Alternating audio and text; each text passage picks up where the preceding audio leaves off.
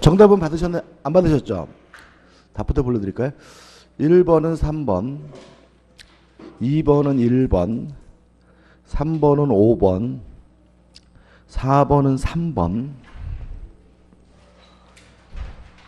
5번은 4번, 6번은 1번, 7번은 5번, 8번은 4번, 9번은 5번,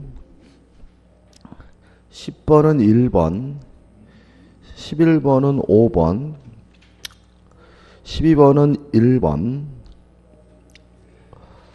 13번은 1번, 14번은 2번, 15번은 5번, 16번은 2번, 17번은 3번, 18번은 2번, 19번은 2번, 20번은 3번, 21번은 1번, 22번은 3번, 23번은 5번, 24번은 3번, 25번은 5번, 26번은 4번, 27번은 1번, 28번은 2번, 29번은 2번, 30번은 5번, 31번은 3번, 32번은 4번, 33번은 1번, 34번은 3번, 35번은 5번, 36번은 3번, 37번은 3번, 38번은 4번, 39번은 1번, 40번은 5번입니다. 아니 3번입니다. 3번. 40번 3번. 자, 1번부터 풀어보죠. 법률행위의 효력이 발생하기 위한 요건이 아닌 것은, 이렇게 물어보면 효력 요건이 아닌 것을 물어보는 경우에는 두 가지를 답을 선택합니다. 효력 요건이 아닌 것을 찾으라고 할 때는 첫째, 농지 취득 자격 증명, 요걸 이제 답을 선택하는 경우가 있어요. 왜냐하면 농지 취득 자격 증명이 없더라도 계약은 유효해요. 다만 뭐만 못할 뿐이죠? 등기만 못할 뿐이니까 농지 취득 자격 증명은 뭐가 아니죠? 효력 요건이 아니고요. 그 다음에 두 번째는 뭘 선택하는 경우가 있냐면 요물계약을 선택하는 경우가 있어요. 왜냐하면 요물계약에서 요구하는 그 물건은 효력 요건이 아니라 뭐냐면 성립 요건이기 때문에 그렇죠. 그래서 요 문제는 답은 뭐죠? 3번입니다. 왜냐하면 계약금 계약에서 계약금의 지급은 효력 요건이 아니라 뭐죠? 성립 요건이기 때문에 답은 뭐죠? 3번이 되는 거죠. 2번, 법률행위의 목적에 관한 설명으로 맞는 것은 1번, 도박으로 인한 채무를 변제하기 위해 채무자가 소유하던 부동산을 채권자에게 처분하라고 대리권을 수여했어요. 물론 도박 채무를 변제하는 것은 반사회적에서 무효지만 대리권 수여 행위 자체는 유효합니다. 따라서 채권자는 적법한 대리인이기 때문에 이를 모르던 제3자가 매각하여 이전 등기를 격려한 것은 유효하다. 5 맞는 지문이고요. 답은 뭐죠? 1번이 됩니다. 아주 잘 나오는 판례죠. 2번, 법률이 성립 당시에는 가능하였지만 그 체결 후 이행 전에 불가능하게 된 경우 후발적 불능입니다. 후발적 불능은 유효하기 때문에 그 법률행위는 무효이다. X고요. 3번, 법률의 목적은 계약 당시에 반드시 확정되어야 한다. X입니다. 확정될 가능성만 있으면 그것만으로도 충분하고 유효하니까요. 4번도 아주 많이 나오죠. 법률의 성립 당시에 부당한 강박으로 표의자가 의사표시를 하였다면, 물론 강박을 이유로 뭐 할 수는 있어요? 취소할 수는 있어요. 그렇지만 요 자체가 반사회적인 것은 아니라는 것이 우리 판례 입장이므로 이는 반사회적 법률에 해당한다. X가 되겠죠. 5번 동기가 사회 질서에 위반한 경우 동기가 반사회적이면요. 두 가지 경우에 무효예요. 표시가 되거나 아니면 상대방에게 알려진 경우 그때는 뭐죠? 반사회적인 무효입니다. 다시 말하면 동기가 표시되어도 무효고요. 알려줘도 무효이기 때문에 그 동기가 표시된 경우에 하나요. 법률행위는 반사회적 법률에서 무효다라는 지문은 X가 되는 거고요. 맞는 것은 1번 하나가 되는 거죠. 3번 법률의 해석에 관한 설명 중 틀린 것은 1번 행위자가 타인의 이름으로 매매계약을 체결하는 경우 행위자 또는 명의인 중 누구를 계약 당사자로 볼 것인가에 관하여 행위자와 상대방의 의사가 일치해요. 말 그대로 그냥 일치되면 일치된 대로 당사자를 결정하면 되기 때문에 그 일치한 의사에 따라 계약의 당사자를 확정해야 한다. 맞는 질문이죠. 그 다음 2번과 3번은 뭐죠? 개념이죠. 자연적 해석이란 의사, 표의자의 진위를 탐구하는 거고요. 3번 규범적 해석이란 표시행위의 객관적 의미를 탐구하는 것을 말하고요. 원칙이 뭐죠? 규범적 해석이고 상대방이 알았거나 알 수 있었으면 무슨 해석이죠? 자연적 해석이니까 5번 보시면 의사표시의 해석이 있어서 당사자가 진정한 의사를 상대방이 안 경우 그러면 알았으면 무슨 해석을 해요? 자연적 해석을 해야 되고요. 이번에 나와 있는 것처럼 표의자의 진위를 가지고 해석해야 되기 때문에 의사표시는 표시행위로부터 추단되는 효과 의사를 기준으로 해석해야 한다. X가 되고 답은 뭐죠? 5번이 되는 거죠.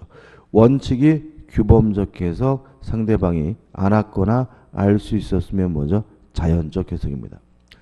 그 다음에 4번인데 우리가 법률행 해석과 관련돼서 따로 기억해야 될 판례가 좀 있어요. 임대차 계약을 하면서 원상 복구 특약을 했어요. 요 의미에 대해서 우리 판례는 중요한 판례죠. 이것도 비용 상한 청구권 포기 특약으로 이해합니다. 따라서 원상 복구 특약을 하게 되면 임차인은 임대인에게 필요비나 유익비 상한을 청구할 수 없게 된다는 거 꼭 기억해 두셔야 되고요. 두 번째는 지문에 나와 있는 판례죠. 임대차 계약을 하면서 임대인이 모든 권리금을 인정함이라는 특약을 했을 때 이 의미에 대해서 결코 권리금을 임대인이 돌려주겠다는 의미로 이해하지는 않습니다. 이거는 지문에 나와 있는 것처럼 임차인이 권리금을 주고받는 것, 수수하는 것을 임대인이 뭐죠? 용인하겠다, 받아들이겠다는 의미로 해석하고 있음을 주의하시기 바라고요. 이 두 가지는 꼭 기억해 두셔야 돼요. 연상복구 특약은 비용을 상한 청구권의 포기 특약으로 이해하고 권리금 인정함이란 특약은 임차인이 권리금을 주고받는 것을 냅두겠다는 의미로 이해하고요. 결코 권리금을 돌려주겠다는 의미는 아니면 주의하시기 바랍니다. 4번 질문 읽어볼까요? 임대인이 임대차 계약서의 단서 조항에 권리금액의 기재 없이 단지 모든 권리금을 인정함이라고 기재한 경우 임차인이 나중에 임차권을 승계한 자로부터 권리금을 수수하는 것을 주고받는 것을 임대인이 용인한 것으로 볼 수 있다. 맞는 질문이고 꼭 기억해 두셔야 됩니다. 4번입니다. 하자에 있는 의사표시가 라는 설명 중 틀린 것을 모두 고른 것은 기억. 차후가 타인의 기망행위에 의하여 발생한 경우 표의자는 그 요건을 입증하여 착오 또는 사기를 이유로 의사표시를 취소할 수 있다. 5죠. 사기와 착오는 선택적 행사가 가능하다는 의미의 내용이죠. 니은번 부정한 이익을 취득할 목적으로 하더라도 정당한 권리 행사에서로서 고소고발이죠. 자, 고소 고발과 같은 정당한 행위라 하더라도 그 목적 자체가 무엇을 취득할 목적이며 부정한 이익을 취득할 목적이면 위법하죠. 따라서 위법성이 부정되어 강박행위에 해당하지 않는다는 지문은 X가 됩니다. 디귿번 기망에 의하여 하자 있는 물건을 매수한 경우 매수인은 담보 책임이나 사기를 이유로 한 취소권을 선택하여 행사할 수 있다. 오 맞는 지문이고 사기와 하자 담보 책임은 선택적 행사가 가능합니다. 리을번 사기를 이유로 의사표시를 취소한 자는 사기에 의한 의사표시를 기초로 하여 새로운 법률 행위로서 이해관계를 맺은 선의 제3자에게 대항하지 못한다. 맞죠? 사기 강박에 의한 의사표시는 선의 제3자에 대항하지 못하죠. 미음번 계약을 해제하여 손해배상을 청구하겠다고 고지한 것은 당연히 이거는 뭐죠? 정당한 권리 행사고요. 아무 문제 없는 거고 위법한 강박행위에 해당한다. X고요. 따라서 니은 미음 해가지고 3번이 답이죠. 자, 5번 문제입니다. 대리에 관한 설명으로 옳은 것은 1번 임의 대리는 행위 능력자여야 한다. X. 제한 능력자도 대리인이 될 수가 있죠. 2번 대리인이 법률의 효과는 본인에게 기속되므로 의사표시의 하자 유무는 본인을 기준으로 판단한다. X. 의사를 결정하는 것도 의사를 표시하는 것도 누구죠? 대리인이므로 대리인을 기준으로 하자 여부를 결정하고요. 3번 복대리는 대리인이 선임한 자로서 본인의 대리인이 아니다. X죠. 복대리는 대리인이 선임했지만 누구를 대리하는 사람이죠? 본인을 대리하는 사람이죠. 3번 대리는 본인의 허락을 얻어 본인을 위하여 자기와 법률 행위를 할 수 있다. 옵니다. 다시 말하면 원칙적으로 자기와 법률 행위를 하는 거 자기계약은 금지가 되죠. 다만 본인의 허락이 있거나 아니면 채무이익 및 등기 신청은 가능하기 때문에 본인의 허락을 얻으면 자기 계약을 할 수 있다는 취지의 4번 지문은 맞는 지문이고 4번이 뭐죠? 답이 되는 거죠. 5번 권한을 넘은 표현들의 규정은 법정대리는 적용되지 않는다. X죠. 권한을 넘은 표현들은 물론 임의대리에도 적용되고 법정대리에도 적용이 됩니다. 6번입니다. 여기까지 잘 맞으셨어요? 지금 뭐 항상 저는 잘 맞고 계신지가 궁금해요. 여기까지가 문제가 결국은 어려운 건 없었습니다. 그죠? 그러니까 우리가 판례도 중요하다고 강조했던 판례들이고요. 그 다음에 이론적인 문제도 어차피 기본적인 개념에 대한 문제들이니까요. 여기까지는 다 맞으셔야 돼요. 실제로. 뭐 오늘 문제 이렇게 뭐 좀 보기에는 비주얼 자체는 좀 까다로워 보이지만 그렇게 어려운 문제들은 없어요. 6번입니다. 착오로 인한 의사표시에 관한 설명으로 옳지 않은 것은 채무자의 동일성에 관한 물상보증인의 착오. 이게 무슨 말이죠? 보증을 섰는데 채무자가 뒤바뀌었다는 얘기죠. 그죠? 채무자의 동일성에 관한 물상보증인의 착오는 보증을 샀는데 누가요? 채무자가 뒤바뀌었다. 그래서 제가 수업 시간에 어떻게 말씀드렸죠? 이건희 회장이 돈 빌린다 그래서 뭐죠? 보증 섰는데 나중에 보니까 완전 개그지 뭐죠? 안영찬이었다. 이런 거잖아요. 물론 뭐죠? 경제적 불이익이 있고 중요 부분이고요. 따라서 법률행위 내용의 중요 부분에 관한 착오에 해당하지 않는다는 질문은 X가 되고요. 답은 1번이 되는 거죠. 2번 착오 자체는 위법하지 않습니다. 따라서 상대방은 불법행위 원인으로 손해배상을 청구할 수가 없기 때문에 2번 지문은 맞는 지문이고요. 3번 착오가 취소하려면 반드시 중요 부분이어야 하는데 경제적 불이익이 있어야 중요 부분이고 경제적 불이익이 있어야 착오를 이유로 취소할 수가 있으므로 3번 착오로 인하여 피해자가 경제적인 불이익을 입는 것이 아니라면 착오를 이유로 취소할 수 없다. 물론 뭐죠? 맞는 지문이고요. 4번 특별한 사정이 없는 한 목적물의 시가 기억나시나요? 시가, 가격, 수량 지적 부정은 중요 부분이 아니라는 거 따로 기억하자 그랬죠. 따라서 시가에 관한 착오를 이유로 매매 계약을 취소할 수 없다. 5 맞는 질문입니다. 5번 동계착오입니다.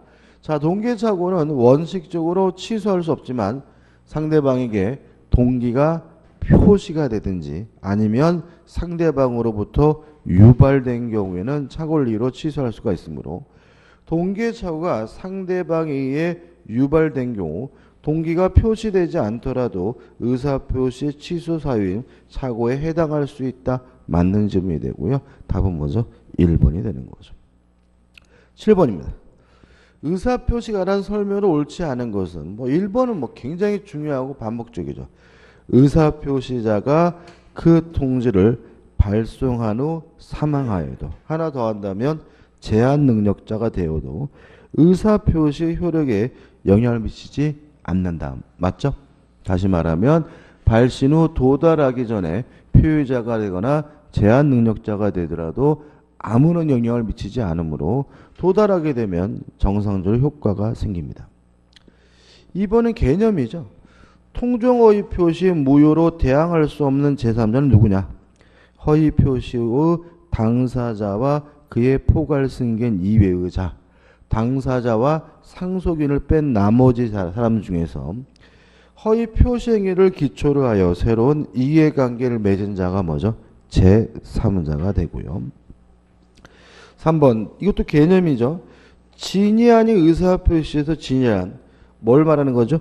특정한 내용의 의사표시라고자 하는 표의자의 생각을 말하는 것이지 표의자가 진정으로 마음속에서 바라는 사항을 뜻하는 것은 아니다. 정확히 맞죠. 4번 통정 허위 표시에 의하여 외형상 형성된 법률 관계로 생긴 채권을 가압류했어요. 그러면 가압류를 언제 했냐면 통정 허위 표시했기 때문에 새로운 사람이고 뭐에 해당하죠? 제3자에 해당하니까 통정 허위 표시 무효로 대항할 수 없는 제3자에 해당한다. 맞는 질문이죠. 5번이 답입니다. 이것도 계속 반복이죠. 제3자는 선이기만 하면 돼요. 뭐까진 필요가 없죠? 무과실까진 필요가 없다. 그죠? 답은 5번이고 또 하나 주의하실 것은 모든 제3자는 선임을 추정받기 때문에 스스로 뭐 할 필요 없어요? 입증할 필요가 없다는 것도 꼭 기억해 두셔야 되고요. 따라서 5번 제3자가 통정허위 표시 무효에 대항하기 위해서는 선이 무과실여야 한다는 질문은 X가 되는 거죠. 8번입니다. 반사회적 법률이 옳지 않은 걸 찾네. 1번 어떤 일이 있어도 이혼하지 않겠다는 약속은 이혼할 수 있는 자유를 제한하기 때문에 반사회적이고요. 2번 법정에서 허위로 증언하기로 하면 따질 필요 없이 반사회적이고요. 본대로 들은 대로 증언하기로 했더라도 돈 받고 하면 반사회적이거든요. 따라서 2번 법정에 나와 증언할 것을 조건으로 대가를 지급하기로 약정한 경우 그 대가의 내용이 통상적으로 용인될 수 있는 수준을 초과하면 그 약정은 무효가 된다. 5 맞는 질문이죠. 3번 이중매매는 원칙적으로 유효하고요. 이중매매가 반사회적 법률행위로서 무효가 되려면 제2매수인은 아는 것을 넘어서 뭘 해야 되죠? 적극 가담해야 되니까 이중매매를 알고 부동산을 매수한 것만으로서 제2매매가 사회질서에 반하여 무효인 것은 아니다. 맞는 질문이죠. 5번부터 볼게요. 5번 반사회적 법률행위는 나쁜 짓입니다. 따라서 뭐 할 수 없냐면 추인할 수가 없으므로 당사자가 그 무효임을 알고 추인하여도 새로운 법률행위를 한 효과가 생길 수 없다. 맞죠? 답은 뭐죠? 4번입니다. 왜요? 인간이면 당연히 하는 행동이라면 반사회적이지 않다. 세금 회피, 채무 회피, 비자금 범죄자금의 은닉행위, 투기행위 기억나시죠? 4번 같은 것은 전형적인 세금을 안 내려고 하는 행위고요. 따라서 반사회적이지 않거든요. 4번 양도소득세 일부를 회피할 목적으로 매매계약서에 실제로 거래한 가액보다 낮은 금액을 매매대금으로 기재한 경우 그 매매계약은 무효이다. X입니다. 매매계약 유효하고요. 요 다운계약서 작성특약도 무효가 아니라 유효라는 게 판례의 입장이에요. 답은 4번이죠. 9번입니다. 무권대리에 관한 설명으로 옳지 않은 것은 1번 본인의 추인은 방식에 아무런 제한이 없으니까 재판상 재판에 묵시적으로도 추인할 수 있다. 맞는 질문이고 2번 무권대리인은 일단은 뭐죠? 무효입니다. 다만 본인이 추인하면 확정적으로 유효가 될 수 있기 때문에 추인이나 거절 전에는 유동적 무효이다. 맞는 질문이죠. 3부 뭐 당연한 거죠. 한번 추인을 거절했다면 확정적 무효가 됐기 때문에 더 이상 추인할 수는 없죠. 4번 매매 계약을 체결해야 한 무권대리로부터 매매 대금의 일부를 본인이 수령했어요. 그럼 본인이 대금을 받았다는 그 행위는 받아들이겠다는 거죠. 추인하겠다는 얘기죠. 따라서 특별한 사정이 없는 한 본인이 무권대리 행위를 묵시적으로 추인한 것으로 본다. 맞는 질문이 되겠죠. 답은 5번입니다. 왜냐하면 무권대리인과 거래한 상대방은 무권대리인에게 이행을 청구하거나 손해배상을 청구할 수 있는데 이때 무권대리인에게는 뭐가 필요 없습니까? 고의나 과실이 필요가 없습니다. 일종의 뭐죠? 무과실 책임이거든요. 따라서 5번 무권대리인의 상대방에 대한 책임은 과실 책임이다. X고요. 답은 뭐죠? 5번이 되는 거죠. 10번입니다. 법률에 관한 설명을 옳지 않은 건데요. 1번이 답이죠. 자, 왜냐하면 진이 아닌 의사표시는 원칙이 유효합니다. 그러니까 원칙이 유효하다는 말은 유효함은 입증할 필요가 없는 거죠. 원칙이 유효하니까 상대방이 무효임을 뭘 해야 돼요? 입증을 해야 돼요. 다시 말하면 상대방이 알았거나 알 수 있었다는 사실을 표의자가 적극적으로 무효임을 입증해야 되기 때문에 1번 어떠한 의사표시가 진이 아닌 의사표시로서 유효라고 주장하는 자는 그에 대한 증명 책임을 진다. X입니다. 유효임이 원칙이므로 유효임을 뭐 할 필요 없어요? 입증할 필요가 없죠. 그 다음에 2번도 굉장히 중요한데요. 불공정한 법률행위가 되려면 객관적으로 현저한 불균형이 있어야 되는데 두 가지를 꼭 잊지 마셔야 돼요. 법률 행위시를 기준으로 합니다. 따라서 법률 행위를 한 후에 가격이 폭등하거나 폭락하는 것은 고려하지 않습니다. 두 번째, 주관적 가치는 고려하지 않고요. 오로지 뭐만 가지고 따지죠? 객관적 가치만 가지고 따집니다. 2번, 불공정한 법률행위에 해당하는지는 법률행위가 이루어진 시점을 기준으로, 다시 말하면 법률행위 시점을 기준으로 약속된 급부와 반대 급부 사이에 객관적 가치를 비교 평가해 판단해야 한다. 정확히 맞고요. 만약에 객관적 가치가 뭐로 바뀌면요? 주관적 가치로 바뀌면 X가 된다는 거 조심하셔야 돼요.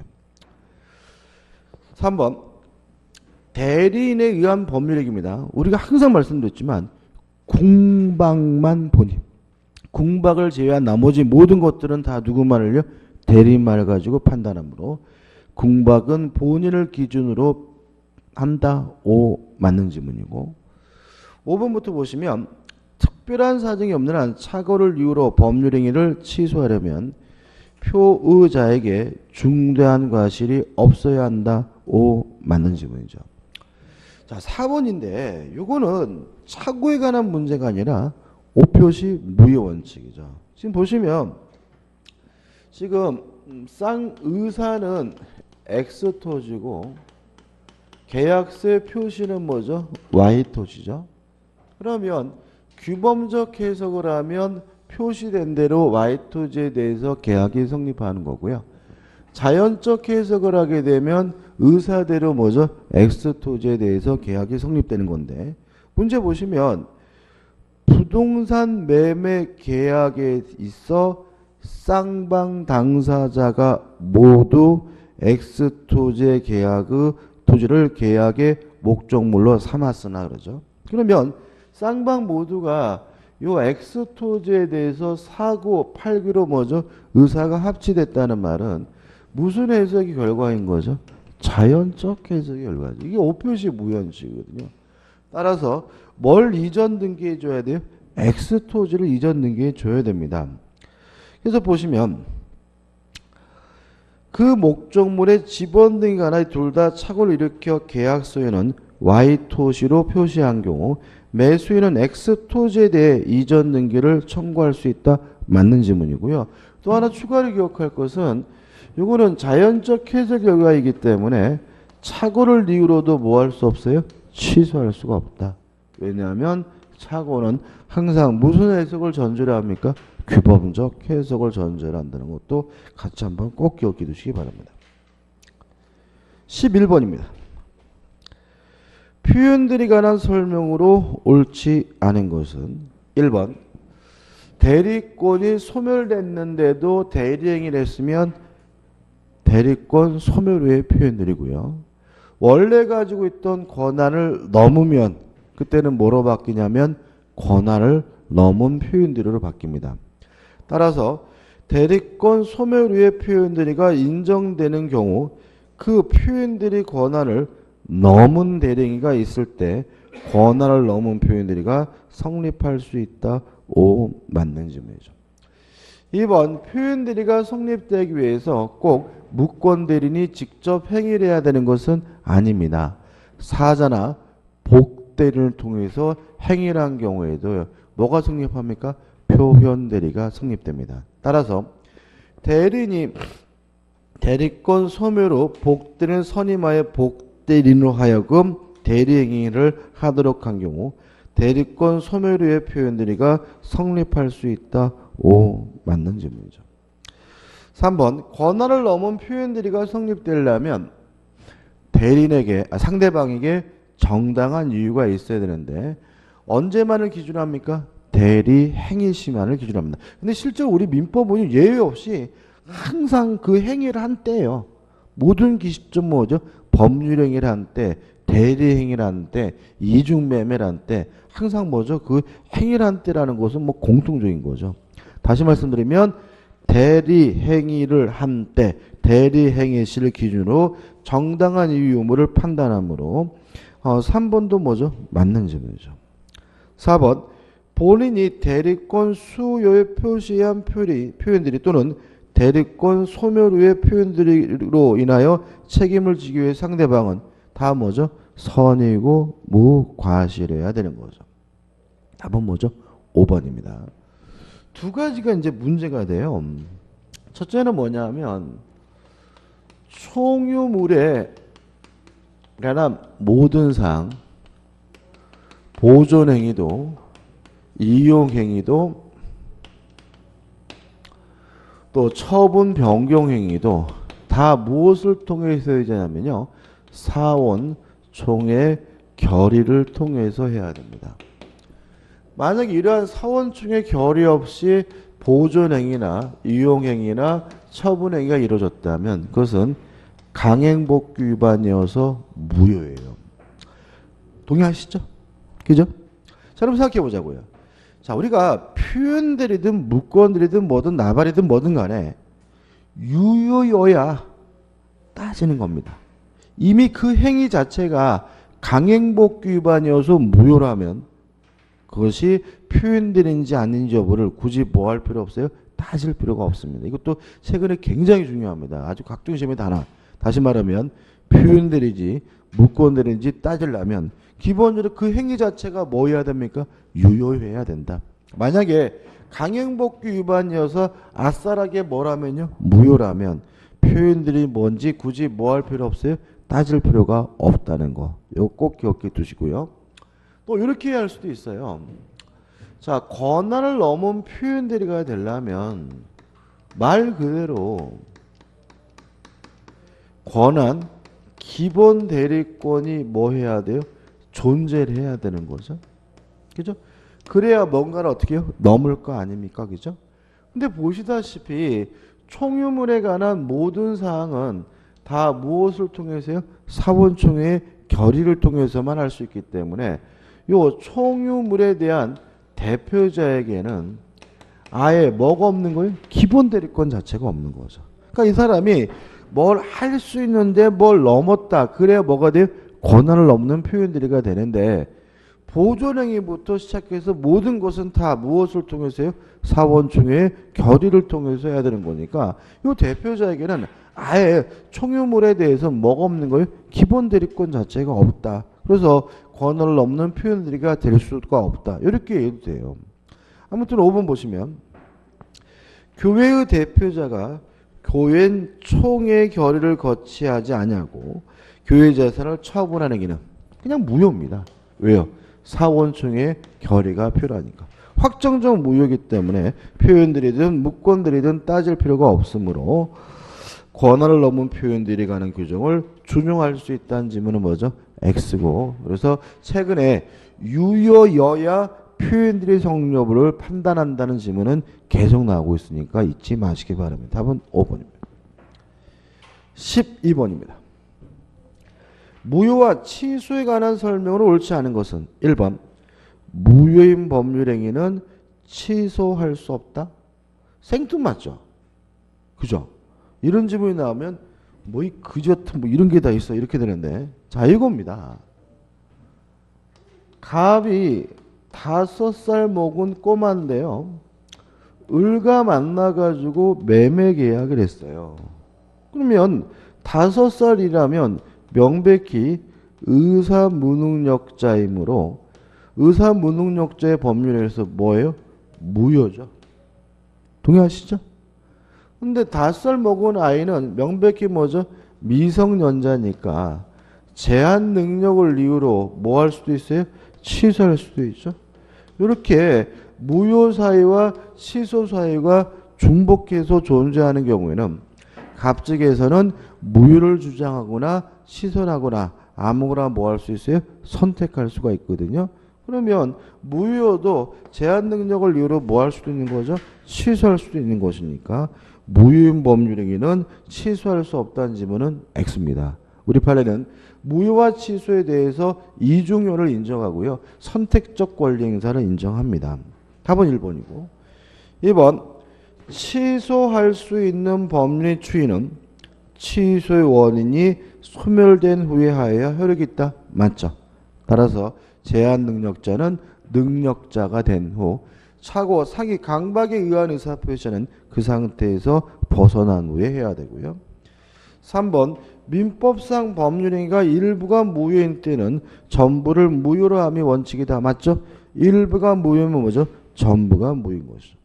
4번 취소할 수 있는 법률행위는 취소권자가 추인할 수 있고 추인 후에는 취소할 수 없다. 맞죠? 왜요? 취소하면 확정적으로 추인하게 되면 확정적으로 뭐죠? 유효가 되는 거. 5번 취소권 행사 기간이 제한이 있습니다. 두 가지죠.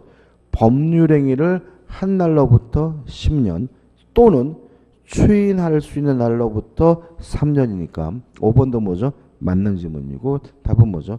1번만 답이 되는 거죠. 13번이죠. 법률행위 부관에 관한 설명으로 옳지 않은 것은 자 우리가 조건과 기한을 판단하는 기준은 뭐죠? 장래 발생이 불확실하면 조건, 장래 발생이 확실하면 기한. 그래서 제가 항상 드는 예가 뭡니까? 내가 죽으면 너에게 자동차를 주겠다. 저는 반드시 죽기 때문에 이것도 뭐죠? 기한이다. 동의하시죠? 그죠? 그러면 1번 임대인이 생존하는 동안 임대하기라는 계약은 기한이죠. 기한이잖아요. 임대는 반드시 뭐 할 수밖에 없어요? 뒤질 수밖에 없잖아요. 동의하시죠? 그러니까 이게 뭐냐면 참 사람 잡습니다. 그죠? 별거 아닌 것 같고 지나쳤던 것이 우리 괴롭혀요. 다시 말하면 개념 중요합니다. 장래 발생이 확실한 것은 뭐예요? 기한이고 불확실한 것은 뭐죠? 조건이고 임대인이 생존하는 동안 임대한다는 말은 임대인이 사망하면 임대차 계약이 뭐죠? 종료된다는 얘기니까 이것은 조건이 아니라 뭐죠? 기한입니다. 따라서 조건부 법률행위다. X 답은 뭐죠? 1번이 되는 거죠. 2번 해제 조건부 법률행위에서 그 조건 이미 성취할 수 없어요. 불능 조건이죠. 불, 해, 조에서 조건 없는 법률을 한다. 맞죠? 3번 조건의 성취인 인하여 불이익을 받을 당사자가 신의 성실에 반하여 조건의 성취를 방해했어요. 시험에 합격하면 1억 주겠다고 해놓고 시험을 못 보게 했어요. 그러면 합격자가 날짜까지 기다려야 된다 그랬죠. 조건이 성취된 것으로 의제되는 시점은 방해시가 아닙니다. 이러한 행위가 없었더라면 조건이 성취되었으라고 추산되는 시점이다. 맞는 질문이고. 4번 어느 법률에 어떤 조건이 붙어있는지 여부는 그 조건의 존재를 주장하는 자가 입증하는데 맞습니다. 5번 선량한 풍속 기타 사회질서 위반한 조건이 반사해지면 법률행위 전체가 다 무효이기 때문에 조건이 붙은 법률행위는 무효로 한다. 맞는 질문이죠. 따라서 옳지 않는 것은 1번만이 옳지 않죠. 14번입니다. 민법상 법원에 관한 설명으로 옳지 않은 것은 1번 민법의 법원인 법률에는 대법원 규칙도 포함된다. 옵니다. 다시 말하면 1조에서 말하는 민법의 법원에서 법률은 국회에서 제정한 형식적 의미의 법률뿐만 아니라 명령, 규칙도 포함합니다. 2번 관습법은 당사자 그 존재를 증명하여야만 법원이 이를 적용할 수 있다. X입니다. 관습법도 법이므로 원칙적으로 주장하지 않아도 법원이 직권으로 고려해 줘야 합니다. 답은 2번이죠. 3번 물권은 관습법에 의하여 창설될 수 있다. 5죠. 물권 법정주의 내용이고.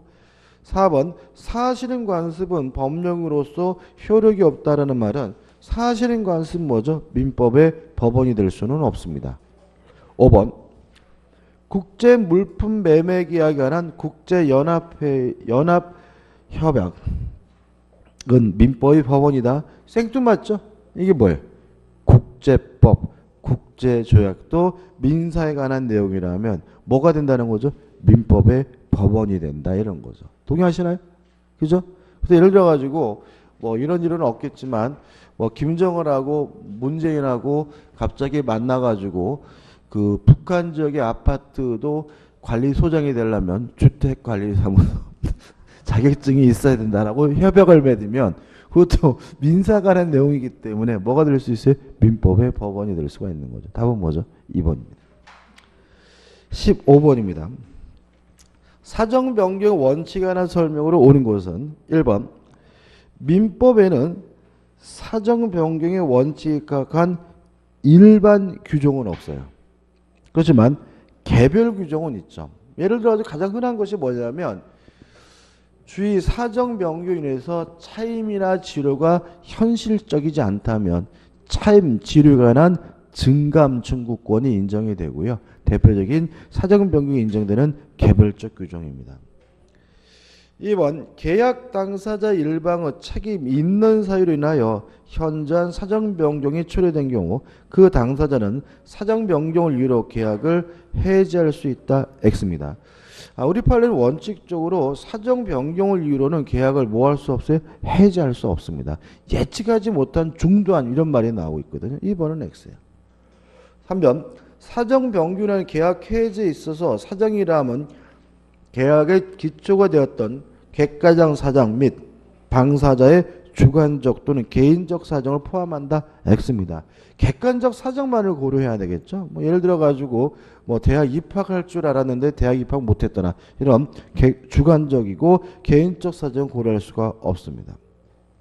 4번 이사로 재직 중 채무액과 변제기가 특정되어 있는 회사의 확정 채무에 대하여 보증을 한 후 이사직을 사임한 자는 사정 변경을 이유로 그 보증계약을 해지할 수 있다. X입니다. 이거 조심하셔야 돼요. 이 4번 같은 경우는 시험에 잘 나와요. 사정 변경을 이유로요. 해지할 수 있느냐 문제에 대해서 뭐가 나오냐면 계속적 보증이 나와요. 첫째, 만약에 불확정 채무에 대한 보증이라면 이때는 사정 변경을 이유로 해지하는 것이 가능하다. 그래서 요것 때문에 사정 변경을 이유로 한 해지권이 우리 판례가 인정한다. 이렇게 되는 거고요.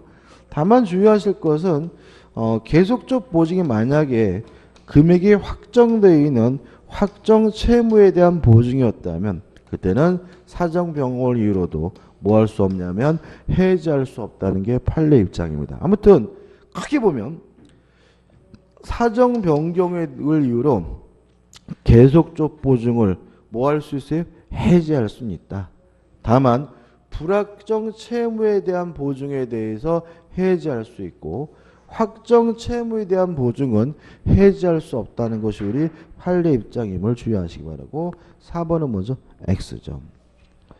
5번 현저하게 변경된 사정이 계약 성립 당시에 당사자가 예견할 수 있었던 것이라면 당사자는 계약을 해지할 수 없다. 이게 맞는 거죠. 그래서 우리 판례는 원칙적으로 사정 변경을 이유로 계약을 해지할 수가 없는데 만약에 한다면 현저하게 변경된 사정이 있고 당사자가 예측할 수 없었던 경우에만 아주 좁게 해제권을 인정하려고 하고 있지만 아무튼 그래도 해제권 자체를 인정한 판례는 없습니다. 아무튼 기억해 두시고 다시 한번 볼게요. 자, 이게 15번 어떻게 보면 중요합니다.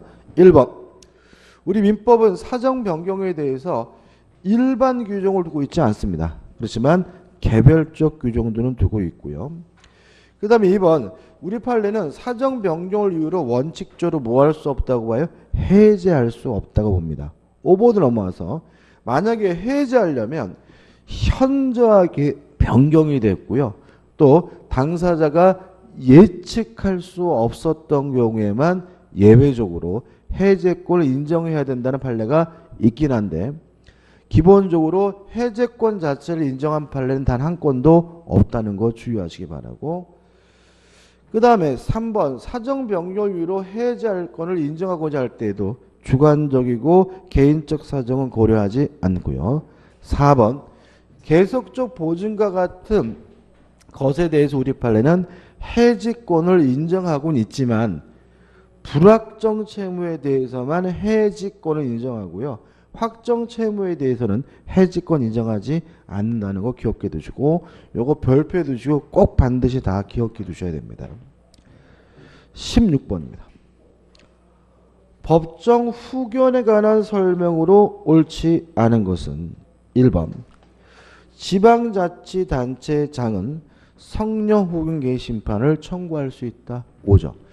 신청권자, 청구권자의 지방자치단체장이 들어가 있다는 거 꼭 기억해 두시기 바라고 2번 피성년 후견인이 단독을 행한 일용품의 구입은 대가가 과도하더라도 성년 후견인 취소할 수 없다. X입니다.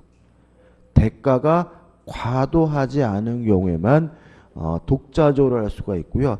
대가가 과도하다면 이것도 여전히 취소하는 것이 가능하기 때문에 답은 뭐죠? 2번이 되고 이런 말장난 넘어가지 않으셔야 돼요. 3번 읽어보시면 될 것 같고 4번 당연한 거고 5번 가정법원이 피특정 후견에 대하여 성년 후견계의 심판을 할 때에 종전의 특정 후견에 대한 종료 심판을 해야 한다. 맞는 질문이고 이것도 좀 기억해 두시기 바랍니다. 17번입니다. 감당과 을녀는 법률상 부부인데 을은 태아 A를 임신 중이다. 이에 관한 설명으로 옳지 않은 것은 1번 A가 살아서 태어났다면 출생신고와 상관없이 권리 능력을 취득한다. 5입니다. 2번 갑의 동생 병이 태아인 A를 대리하는 갑과의 계약으로 자신의 카메라를 A에게 증여하는 것은 불가능하다. 5입니다. 왜냐하면 태아 상태에서는 수중 능력이 없습니다. 3번 갑이 정의 음주 운전 차량에 치여 사망한 경우 그 당시 태아인 A는 이후에 출생하였다 하더라도 정에 대하여 위자료 청구권을 행사하지 못한다. X입니다. 태아도 불법행위에 의한 손해배상 청구권이 인정이 됩니다. 따라서 아버지가 태아인 상태에서 돌아가셨다 하더라도 출생하게 되면 위자료나 불법행위에 의한 손해배상 청구권 행사할 수가 있기 때문에 답은 뭐죠? 3번이 되는 거예요. 4번 의사무가 을을 치료하던 중에 약물을 잘못 투여하여 태아인 A가 사산되었더라도 A에게 무에 대한 손해배상 청구권이 인정되지 않는다. 옵니다. 왜냐하면 불법행위에 의한 손해배상 청구권도 뭐가 돼야 돼요? 출생을 해야 비로소 인정이 되는 거죠. 5번 갑의 동생 병은 태아인 A에게 자신의 아파트를 유증할 수 있다. 옵니다.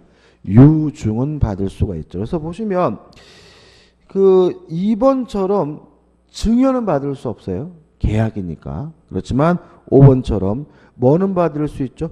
유증은 받을 수 있다는 거 구별하시기 바라고 답은 뭐죠? 3번이 됩니다. 18번입니다. 법인의 불법행위 능력에 관한 설명 중 옳지 않은 것은 1번 법인 실제설에 의하면 대표기관 행위는 법인 자신의 행위이므로 대표기관이 행한 불법행위도 법인의 불법행위라고 한다. 옵니다. 우리 민법과 판례는 법인 실제설을 취하고 있고요. 따라서 법인의 불법행위에 대해서 대표기관의 불법행위에 대해서 법인이 책임지는 이유는 대표기관 행위 자체가 법인 자신의 행위이기 때문에 그렇다 이런 얘기죠. 따라서 2번 법인이 불법행위 책임을 지려면 반드시 법인은 뭐죠? 법인의 대표기관의 행위여야 돼요. 따라서 이사행위 불법행위 책임 인정돼요. 임시이사, 특별대리인, 청산인에 인정되지만 임의대리는 아닙니다. 임의대리는 법인의 뭐가 아닙니까? 대표기관이 아닙니다. 법인의 대표기관의 행위에 대해서만 법인의 불법행위 책임이 들어가기 때문에 2번은 임의대리인이 들어있어서 뭐죠? X가 되는 거죠. 3번 판례는 행위의 외형상 법인의 대표자의 직무행위라고 인정할 수 있는 것이면 법인의 대표기관이 자신의 개인적 이익을 꾀할 목적으로 권한을 남용하여 부정한 대표행위를 한 경우에도 직무에 관한 행위로 본다. 맞습니다. 이게 뭐냐면 대표권 남용인데요. 대리권 남용하고 똑같아요. 원칙적으로 유효합니다. 법인이 뭘 집니까? 책임을 집니다. 다만 상대방이 알았거나 알 수 있었을 경우에는 무효다. 이게 우리 판례 입장이고요. 따라서 원칙적 측면에서 3번은 맞는 질문이죠. 4번 법인의 불법행위가 성립하는 경우에 기관 개인도 법인과 경합하여 피해자에게 손해배상 책임을 지며 그 채무의 성질은 부진정 연대처무이다. 옵니다. 따라서 피해자는 대표기관이나 법인 아무한테나 전액에 대해서 손해배상을 청구할 수가 있습니다. 5번 대표기관의 행위가 직무의 범위를 벗어났어요. 그러면 법인이 책임지지는 않고 이때는 그 사항에 의뢰 찬성한 사원과 이사 및 기타 대표자가 연대해서 손해배상을 책임지기 때문에 5번도 맞는 질문이죠. 좀 쉬었다가 19번부터 보도록 하죠.